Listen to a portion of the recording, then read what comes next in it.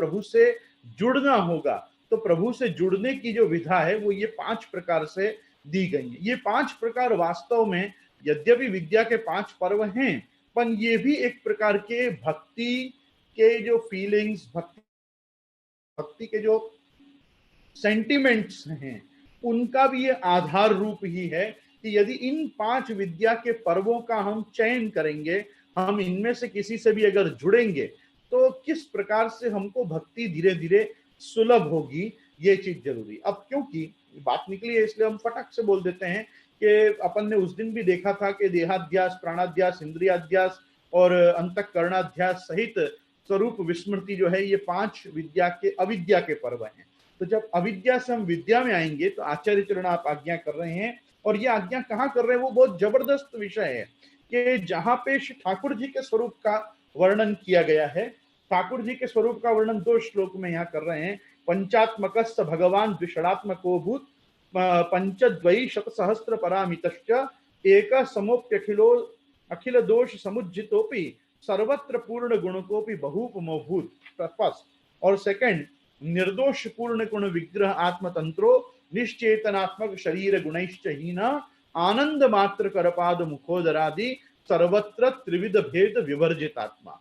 भगवान जो है वो तीनों प्रकार के भेद से विवर्जित हैं। अब ये 3 भेद क्योंकि यहाँ पे हमको पंचपर्वा विद्या के साथ काम आएंगे, पंचपर्वा विद्या के साथ, इसलिए ये है कि एक होता है स्वगत, एक सजातीय और विजातीय। ये 3 भेद शास्त्र में बड़े एक इंपॉर्टेंट रखते हैं। तो यहाँ पे तो केवल मूल श्लोक में इतना ही कहा गया कि सर्वत्र च त्रिविध भेद विवर्जित आत्मा। लेकिन वो त्रिविध भेद कौन से हैं? वो त्रिविध भेद हैं, पहला कि जो स्वगत भेद है। अब वो कैसा होता है कि मनुष्य तथा पशु में परस्पर भेद है, वो विजातीय भेद है कि एक मनुष्य मनुष्य है और एक पशु पशु है।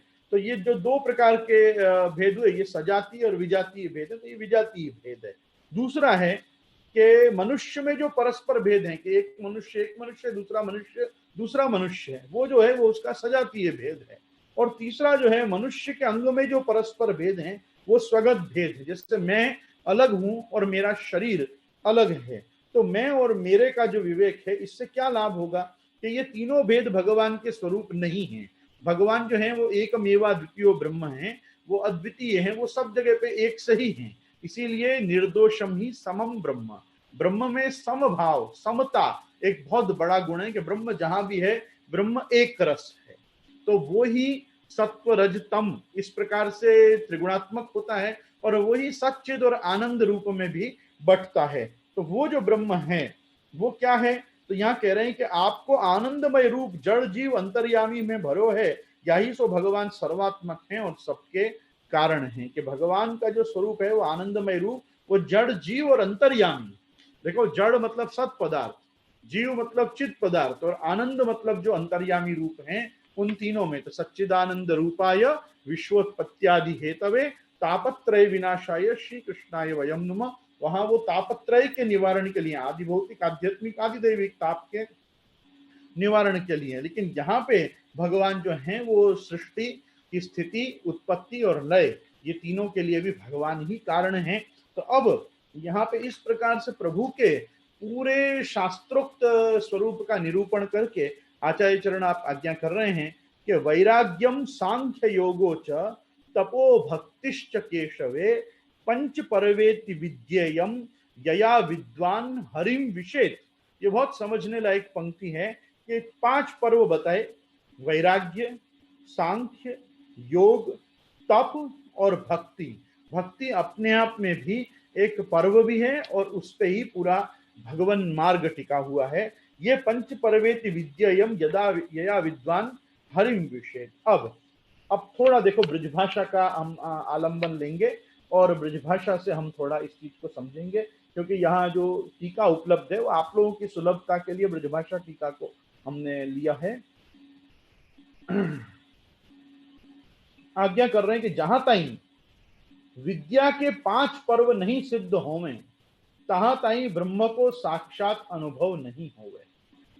जो ब्रह्म का साक्षात्कार जीव को नहीं होता और साक्षात अनुभव में भी जो प्रभु नहीं आते, उसका कारण है कि हमको ये विद्या के 5 पर्व का आश्रय अभी तक प्राप्त नहीं हुआ है। तासो 5 पर्वण को वर्णन करें। विद्या को पहलो पर्व है वैराग्य। वैराग्य क्या चीज है? तो कह रहे हैं इंद्रियन के विषय सुख में तृष्णा नहीं रखनी, यही को नाम वैराग्य है। मैंने आपको स्मरण होगा तो अपन ने उस दिन वो 3 प्रकार के वैराग्य देखे थे, त्याग, वैराग्य और उपरति। त्याग उस चीज को कहते हैं कि जो हमारे पास कुछ हो और हम उसको छोड़ दें, उसको कहते हैं त्याग। वैराग्य उस चीज को कहते हैं कि जो है पास में लेकिन अपने को उसमें अब कुछ भी मोह नहीं रहा, तो उसको कहते हैं वैराग्य। और तीसरी चीज क्या है कि जो उपरति है, मतलब हो तो भी नहीं चाहिए और नहीं हो तो भी नहीं चाहिए। तो ऐसी जो परिस्थिति आ जाए मन में कि बस अब कोई कामना ही नहीं है किसी चीज की, उसको कहते हैं उपरति। यहाँ पे जो चीज है ये त्याग और उपरति युत वैराग्य के लक्षण को आचार्य चरण अपने को संबोधन कर रहे हैं कि इंद्रियन के विषय सुख में तृष्णा नहीं रखनी, यही वैराग्य है। अच्छा, अब इसका भक्ति में क्या उपयोग होगा? प्रश्न क्या उठेगा कि हम ये वैराग्य में स्थित हो गए तो हमको इससे लाभ क्या होगा? भाई लाभ ये होगा कि जो भक्ति को करते करते करते करते भक्ति की जो उत्तर दशा बताई गई है, निरोध, जो प्रेम आसक्ति और व्यसन की सिद्धि के बाद की दशा बताई गई है निरोध, क्या प्रभु में निरुद्ध हो जाना, तो जिसको आचार्य चरण आप स्वयं भी आज्ञा कर रहे हैं, अहम निरुद्धो रोधेन निरोध पदवीम गता निरुद्धा नाम तो रोधाय निरोधम वर्णयामिते। आज वो दशा क्या है? तो वो दशा यही है कि संसार विस्मृति पूर्विका भगवदासक्ति, प्रभु में ऐसे आसक्त हो जाना कि हम संसार को भूल जाएं। संसार को मैंने पहले भी आपको कहा है, कोई भी परिस्थिति में छोड़ना नहीं है। संसार को छोड़ देना से क्या होगा? एक तो सांसारिक पदार्थ ही उपलब्ध नहीं होंगे जिससे हम प्रभु की सेवा करें, और दूसरा संसार छोड़ देंगे तो हमारे नाम के आगे गोलोकवासी लिख दिया जाएगा। तो हमको संसार नहीं छोड़ना है, संसार में रहकर ही हमको प्रभु की सेवा करनी है। तो संसार विस्मृति, विस्मृत करना है। जिस समय हम प्रभु में हो, जिस समय प्रभु के नाम में हो, प्रभु के लीला कथा चिंतन आदि में हो, उस समय हमको संसार को भूल जाना है, या अपने आप ही संसार स्मरण में ही ना आए, इस प्रकार से हमको हो जाना है। उसको कहा गया संसार विस्मृति पूर्विका भगवदासक्ति। अब एक बात समझो कि जैसे अहमता ममता नाशे सर्वथा निरहंकृतौ स्वरूपस्थो यदा जीव कृतार्थस्य निगद्यते, कि जैसे बाल बोध में जीव की कृतार्थता अहमता ममता के नाश के द्वारा स्वरूपस्थ होने में बताई, उसी प्रकार आचार्य चरण ने भक्ति मार्गी कृतार्थता का निरूपण भक्तिवर्धिनी में आगे जाके स्पष्ट किया कि यदा स्याद व्यसनम कृष्णे कृतार्थस्या तथैवहि। तो जब कृष्ण व्यसन हो तब यदि कृतार्थता अपने जीव की भक्ति मार्गीय पुष्टि मार्गीय स्तर पे बताई गई है, तो उसका प्रथम सोपान भी वैराग्य ही है। क्योंकि जब तक हमारा मोह प्रभु के दिए हुए अन्य सभी पदार्थों में रहेगा, तब तक प्रभु में मोह नहीं हो सकता। जैसा सुबोधिनी में एक स्थल पे श्रीमद आचार्य चरण आज्ञा करते हैं कि यदा विषया रोचते तदा कृष्ण न रोचते, यदा कृष्ण रोचन्ते तदा विषया न रोचते। कि जब तक आपको विषय प्रसन्न करते रहेंगे, तब तक आप कृष्ण से प्रसन्न नहीं हो सकते, या कृष्ण का आपको आनंद प्राप्त नहीं हो सकता। और जब कृष्ण के आनंद का अनुभव होने लगेगा तो अपने आप ही विषय तृष्णा दूर होनी शुरू हो जाएगी। तो एक बात समझ के चलो कि कृष्णानंद परानंद नान्यानंद तथा विध वेदा अपि न तत्शक्या प्रतिपादयितुम स्वतः।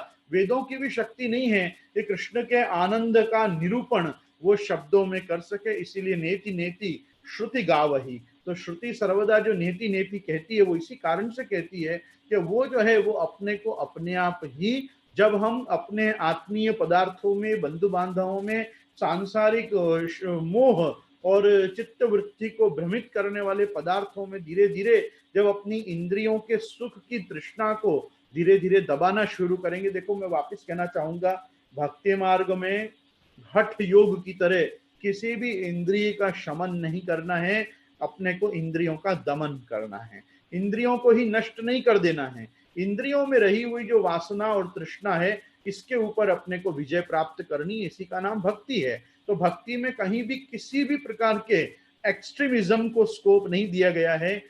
निर्विण्णानाम ज्ञान योगो कर्म योगस्तु कामिनाम न निर्विण्णो नातिशक्तो भक्ति योगस्य सिद्धिद।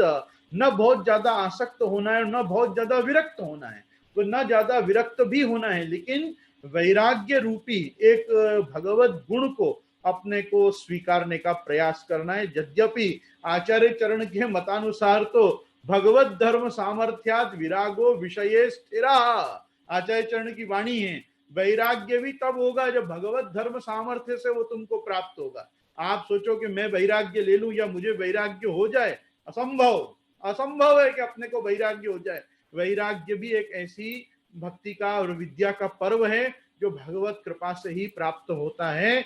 यही पूरे संन्यास निर्णय का तात्पर्य है कि संन्यास मनुष्य को तभी प्राप्त होगा जब प्रभु उसको सबसे छुड़ा के अपने में चित्तवृत्तियों का विलास करावे, तब प्रभु के रासादि लीला का उसको बोध होता है। इसी कारण से रसिका काम वर्जिता, अपने रसिकों का भी यही एक डेफिनेशन दिया है कि जिनको काम नहीं है, जिनको लौकिक काम उत्पन्न नहीं होता, ऐसे जो जन हैं वही रसिक जन हैं कि रसिका काम वर्जिता। तो हमारे काम क्रोध लोभ मोह मत्सर आदि जो अवगुण हैं उन सबों से और इंद्रिय सुखों की वृत्ति से जब हम विरक्त हो जाएं, तब उसको विद्या का पहला पर्व माना जाता है कि यह वैराग्य इसको सिद्ध हुआ। अब देखो, वैराग्य होना बहुत जरूरी है।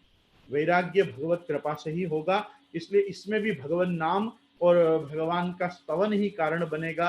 प्रभु की लीलाओं को इतना श्रवण करना कि जन सामान्य और जगत में होती हुई अन्य लीलाओं से अपना मोह हट जाए, यही वैराग्य का पहला पर्व है विद्या का। अब विद्या के दूसरे पर्व के बारे में बता रहे हैं कि नित्य अनित्य पदार्थ को विचार करके सबन को छोड़ देनो, या को नाम सांख्य है। सांख्य मतलब संख्या की गणना। संख्या किस चीज की? तो भाई ऐसा नहीं कि वो जैसे बताया ना कि अष्टाविंशति तत्वानाम स्वरूपो यत्र वही हरि, वास्तव में तो पूरे 28 तत्व भगवान श्रीमन नारायण ही है। वो तो भगवान श्री कृष्ण के ही ये 28 रूप हैं कि जो सृष्टि के 28 पदार्थ के रूपों में सांख्य मत में, सईश्वर सांख्य में अपने को दृष्टिगोचर हो रहे हैं। लेकिन सांख्य का कितना सुंदर निरूपण आचार्य चरण आप यहाँ पे करते हैं कि सांख्य अपने आप में क्या है? नित्यानित्य वस्तु विवेक है कि कौन सी वस्तु नित्य है और कौन सी वस्तु अनित्य है। तो अपने को ये बात समझ में आएगी कि देही नित्य जो है वो देही नित्य है। जैसे हमारी आत्मा जो है, जो इस देह में वास कर रही है, वो नित्य है। परमात्मा जो है वो नित्य है। परमात्मा की जो लीला कथा नाम आदि हैं वो प्रभु के नित्य हैं। तो नित्य और अनित्य वस्तु का जो विवेक है, वो विवेक का ही हृदय में दृढ़ हो जाना, ये अब विद्या का दूसरा पर्व है। अविद्या का नहीं, विद्या का दूसरा पर्व है वैराग्यम सांख्यम। तो सांख्य का मतलब होता है कि अपने को नित्यानित्य वस्तु विवेक आ जाना। देखो, ये नित्यानित्य वस्तु विवेक जो है ना, वो शांकरों में भी बहुत आवश्यक मानी गई है, क्योंकि उनके हिसाब से तो ब्रह्म सत्यम और जगन मिथ्या है। तो कौन सी वस्तु सत्य है और कौन सी वस्तु मिथ्या है, इसका नित्य अनित्य विवेक वो लोग भी बैठे बैठे पूरे दिन वेदांत में, शांकर वेदांत में भी करते हैं। लेकिन हमारे यहाँ ब्रह्म सत्यम जगत सत्यम है, तो फिर नित्य और अनित्य क्या है? तो भाई वो चीज समझाने के लिए ही आचार्य चरण ने बताया कि हर वस्तु का इस त्रिलोकी में आविर्भाव होता है और तिरोभाव होता है। तो अपने यहाँ जैसे प्रभु सजातीय विजातीय और स्वगत भेद से वर्जित हैं, वैसे ही अपने यहाँ प्राग भाव, प्रध्वंसा भाव, अत्यंता भाव और अन्योन्या भाव, ये अभाव को भी अपने यहाँ नहीं माना गया है कि ये प्रागा भाव, प्रध्वंसा भाव, अत्यंता भाव, अन्योन्या भाव, ये सब जो नैयायिकों के और वैशेषिकों के तर्क हैं, ये सब चीजों को आचार्य चरण नहीं स्वीकारते। आचार्य चरण स्पष्ट मानते हैं आविर्भाव तिरोभाव शक्तिर्वई मुरवैरिण। मुरारी प्रभु की दो शक्तियां हैं, एक आविर्भाव और एक तिरोभाव। जब जिन वस्तुओं को प्रकट करना होता है उन सब चीजों को सृष्टि में प्रभु आविर्भूत कर देते हैं, और जब जिन वस्तुओं को प्रभु को नहीं दिखाना होता है उस वस्तु का प्रभु तिरोभाव कर लेते हैं। इसी कारण से अजोपि सन्न व्ययी आत्मा भूतानाम ईश्वरोपि सन प्रकृतिम स्वाम्य अधिष्ठाय संभवामी आत्म माया इत्यादि श्लोकों में भगवान जन्म कर्म च मे दिव्यम को भी स्पष्ट करते हुए कहते हैं कि प्रभु जब अवतार काल आता है, समय आता है, तब प्रभु अपने अपने नाना रूपों में, मतलब रूपम रूपम प्रतिरूपो बभूव, या यद्यद धियाति उरुगाय विभावयंती तत्तद वपु प्रणय से सदनुग्रहाय, सत्पुरुषों पे अनुग्रह करने के लिए और धर्म संस्थापनार्थाय संभवामि युगे युगे इत्यादि वचनों के आधार पे प्रभु अपने आप को भी आविर्भूत करते हैं और भगवान अपने स्वरूप का भी कहीं ना कहीं से तिरोभाव करते हैं। तो भगवान का अवतार काल और अनवतार काल भी ये आविर्भाव और तिरोभाव का ही एक भगवान की शक्ति मात्र का ही दिग्दर्शन है। बाकी वास्तव में प्रभु कहीं नहीं गए हैं कि कृष्णम कापि नो गताः और वृंदावनम परित्यज्य पादम एकम न गच्छति इत्यादि वचनों के आधार से हम देख सकते हैं कि प्रभु आज भी अपने हृदय में स्थित हैं, अपने घर में विराजमान हैं, ब्रज में स्थित हैं और जहां जहां प्रभु की विशेष स्थिति अपन ने मानी है उनमें प्रभु की नित्यता का अपने को आभास आज भी होता रहता है। और वो आभास कोई प्रतिभास मात्र नहीं है, वो आपका साक्षात्कार ही है। इसलिए आचार्य चरण विद्या का दूसरा पर्व सांख्य को मानते हैं कि सईश्वर सांख्य मत से जो ईश्वर के स्वरूप का और नित्यानित्य वस्तुओं की संख्या का परिज्ञान होता है, ये विद्या का दूसरा पर्व है। मनुष्य को इन सब चीजों का ज्ञान होना चाहिए कि कौन सी वस्तु मेरे साथ नित्य रहने वाली है।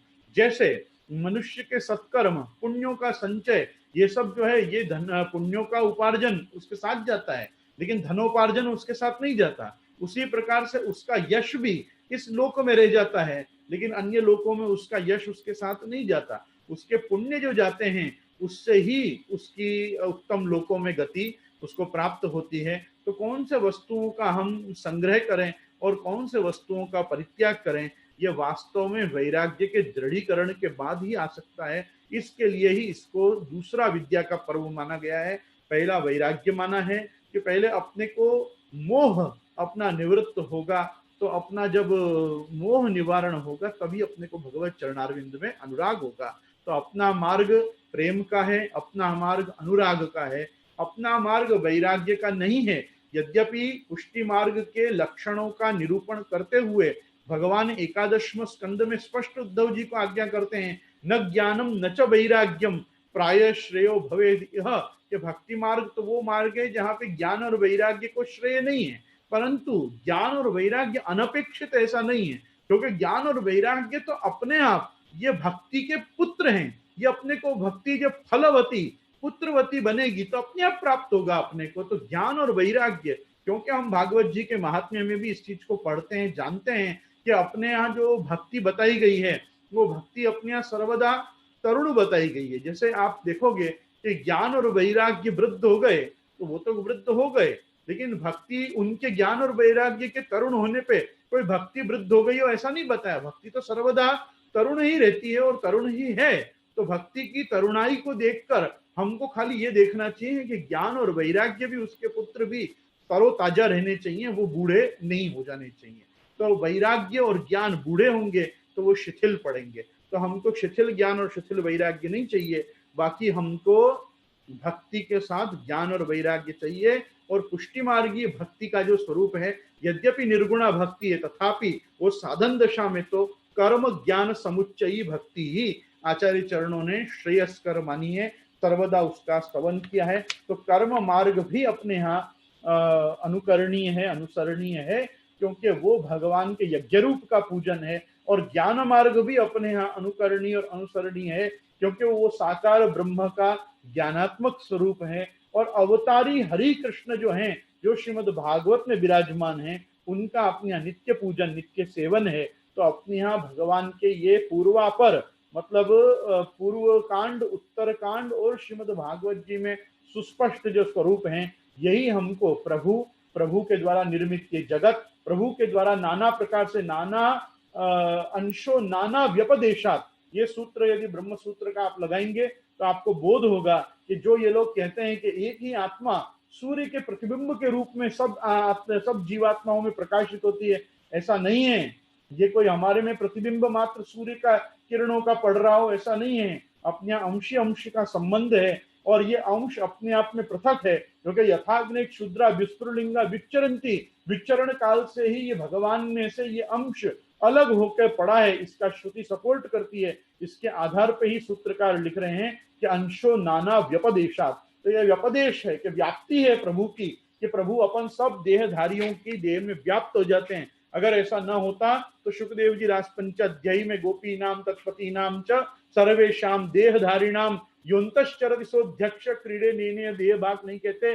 भगवान स्वयं ब्रह्मा जी को तृतीय स्कंद में अहम आत्मात्मनाम धातः पृष्ठत्सन प्रेयसाम अपि अतो मयि रतिम कुरिया देहाभिर्यत्कृते प्रिय इत्यादि वाक्य आप तृतीय स्कंद में ब्रह्मा जी को भी आप नहीं बोलते। इत्यादि वाक्यों से हम समझते हैं कि नित्यानित्य वस्तु विवेक जीव में होना और नित्य वस्तुओं में परमात्मा, परमात्मा की भक्ति, परमात्मा के ये सब जीव वमोत्तम श्लोक जनेषु सख्यम संसार चक्रे भ्रमतस्व कर्म भी तन्मायमात्मात्म जदारगे श्वासक्त चित्त सुनाथ भूयात इत्यादि वृत्रासुर जैसे भगवत भक्तों के वाक्य से भी हमको ये समझ के चलना चाहिए कि भगवान उत्तम श्लोक के जो जन हैं वो भी नित्य हैं, क्योंकि अपने यहाँ 252-84 वैष्णव नित्य हैं और 252-84 वैष्णवों की भक्ति और उनके द्वारा उपदिष्ट सेवा का प्रकार अपने यहाँ नित्य है। तो ये सब जो है ये नित्य पदार्थ हैं। और जितने भी अनित्य पदार्थ हैं वो ये हैं कि जो मैं और मेरे से उत्पन्न होने वाली वस्तु हैं, जो अहमता ममतात्मक सकल पदार्थ हैं, इन सब चीजों का नाश होना जरूरी है, तब तक हम स्वरूपस्थ नहीं होंगे। जैसे भगवान ने आज्ञा की प्रजाहाति यदा कामान सर्वान पार्थ मनोगतान आत्मन्यैवात्मना तुष्ट स्थित प्रज्ञ तदुच्यते।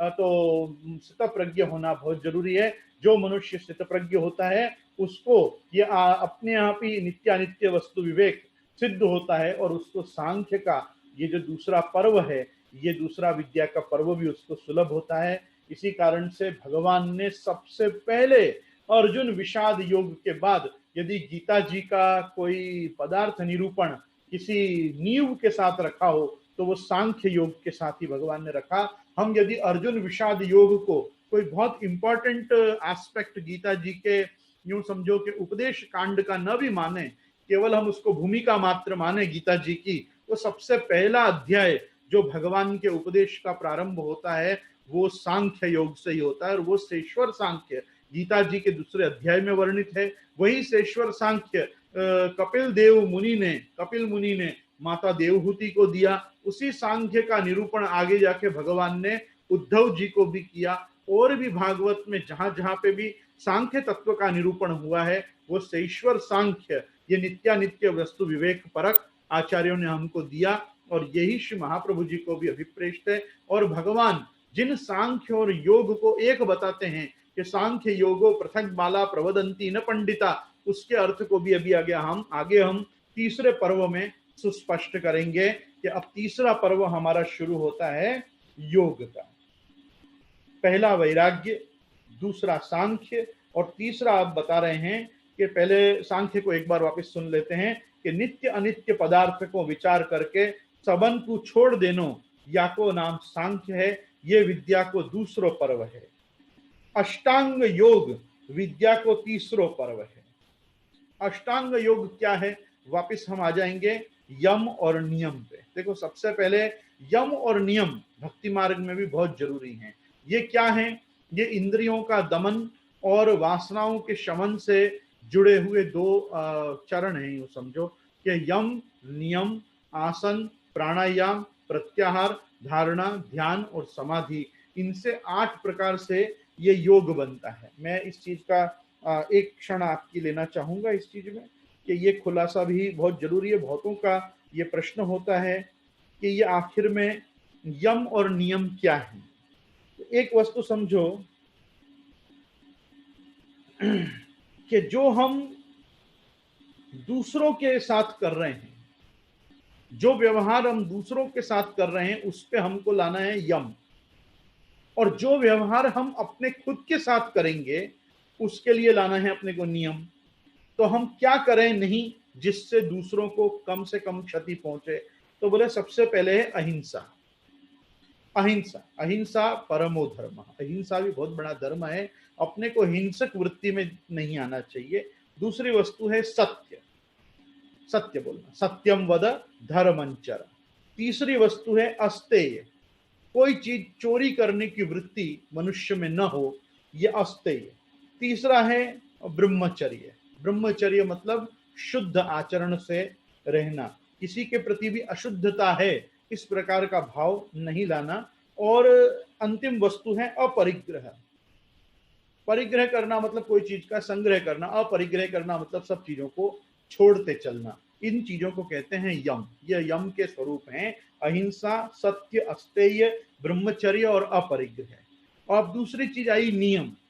नियम जो है वो अपने ऊपर अपने लाभ के लिए हैं योग में, और वो सबसे पहले है शौच।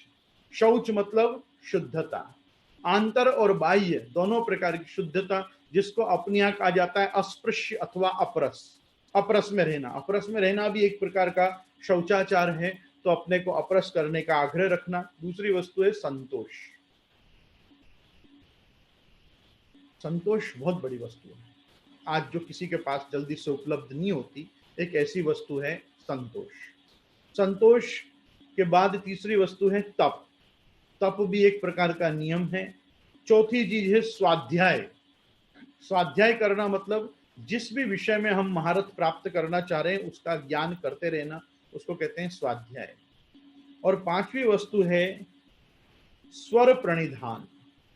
स्वर प्रणिधान मतलब हमारी ऊंची आवाज न हो, अकारण हम जोर से ना बोलें, उग्र ना हो जाएं, हमारी व्यग्रता हमको किसी के ऊपर चिल्लाने ना दे। ये सब जो है इसको कहते हैं स्वर प्रणिधान। तो प्रणिधान, स्वाध्याय, तप, संतोष और शौच ये नियम हैं। और सत्य, अहिंसा, अस्तेय चोरी न करना, ब्रह्मचर्य और अपरिग्रह ये जो है ये यम है। तो ये यम नियम, इसके बाद आसन आते हैं, फिर अलग अलग प्रकार के प्राणायाम आते हैं। अब देखो प्राणायाम जो हैं, ये प्राणायाम के लिए मुझसे अच्छा आपको बाबा रामदेव बता सकते हैं, लेकिन वो सारे प्राणायाम मेडिकल प्राणायाम है। मेडिकल प्राणायाम से मेरे कहने का तात्पर्य है कि वो सब चीजें मेडिकल बेनिफिट्स के लिए, जितने भी प्रकार के ये अनुलोम विलोम भ्रामरी इत्यादि आपको जो आज के समय में ज्ञान है जिन प्रकार के प्राणायामों का, प्राचीन काल में तो वामेन रेचकम कुर्या दक्षिणापुर्य चोदरम कुंभकेन जपम कुर्या प्राणानायम उच्यते। प्राणायाम में तीन वस्तु होती हैं, एक होता है कुंभक, एक होता है पूरक और एक होता है रेचक। ये तीन प्रकार से अपने इष्ट मंत्र के साथ अथवा गायत्री की व्याहृतियों के साथ, समस्त सातों सात प्रकार की व्याहृतियों के साथ प्रणव के उच्चारण पूर्वक जब ब्रह्म का अनुसंधान करके अपने इष्ट का अपने आज्ञा चक्र में अथवा सहस्रार में चिंतन करके जब हृदय में ध्यान किया जाता है, तब उस प्रकार के श्वास निश्वास में हंस हंस नाम के उच्चारण के साथ जब गायत्री का आवागमन होता है और अपने यहाँ पूरक कुंभक रेचक आदि पद्धति से जब हम अपने प्राणायाम को सुसंपन्न करते हैं, तब भगवत ध्यान युत मंत्र जाप के संयुक्त जो अपने श्वास का आवागमन होता है, वास्तव में वो ही योग का प्राणायाम बताया गया है। उसके लिए जो नाड़ी शोधन प्रक्रिया है, ये नाड़ी शोधन प्रक्रिया में ये सब अनुलोम विलोम भ्रामरी आदि ये सब चीज आते हैं, लेकिन ये सब चीजें आरोग्यदायक हैं, इनके मेडिकल बेनिफिट्स हैं, इनका कोई स्पिरिचुअल बेनिफिट नहीं है जब तक कि इसके साथ स्पिरिचुअलिटी को न जोड़ा जाए। स्पिरिचुअलिटी जुड़ेगी अपने इष्ट मंत्र के साथ प्राणायाम करने पर। जिनको गायत्री प्राप्त नहीं है वो लोग अष्टाक्षर के साथ भी प्राणायाम कर सकते हैं। पहले बरहा पीडम नटवर वपु से ठाकुर जी का ध्यान करके या जन्माद्यस्य तोन्वयाय तरतश्च से ध्यान करके और उसके बाद अष्टाक्षर से भी प्राणायाम किया जा सकता है। तो प्राणायाम एक बहुत आवश्यक अंग है।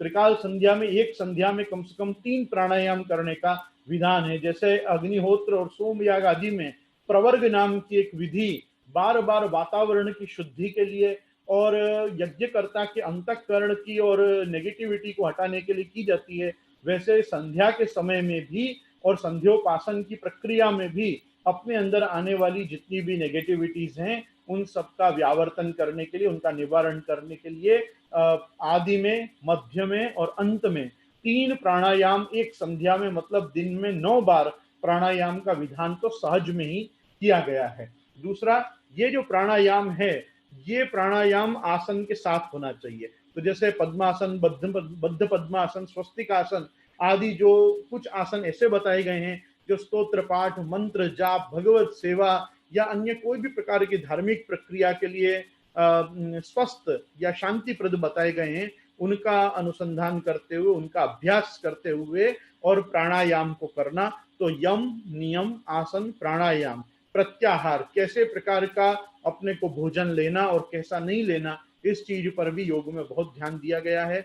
और धारणा, किस चीज की धारणा करनी, जिस ध्यान में ध्यातव्य मूर्ति को अपने को सिद्ध करना है, उसकी कैसे अपने अलग अलग 7 चक्रों में उसका 7 एलिमेंट्स के साथ कैसे ध्यान करना, इस चीज को अपने यहाँ धारणा के रूप में बताया गया है। ध्यान अपने आप में चित्त की एकाग्रता है और समाधि जो है वो भगवत साक्षात्कार है। तो विद्या का जो तीसरा पर्व है ये अपने आप में योग भी है। तो वैराग्यम सांख्य योगो च, ये अष्टांग योग विद्या का तीसरा प्रकार है। और इसके बाद तपह भक्तिश्च केशव, तप भी एक बहुत आवश्यक अंग है। और मैं इसके लिए बताना चाहूंगा, तपो भक्तिश्च केशवे पंच पर्वेति विद्ययम यया विद्वान हरिम विषय। तो तप और पांचवी चीज है भक्ति। पहले हम तप को समझेंगे।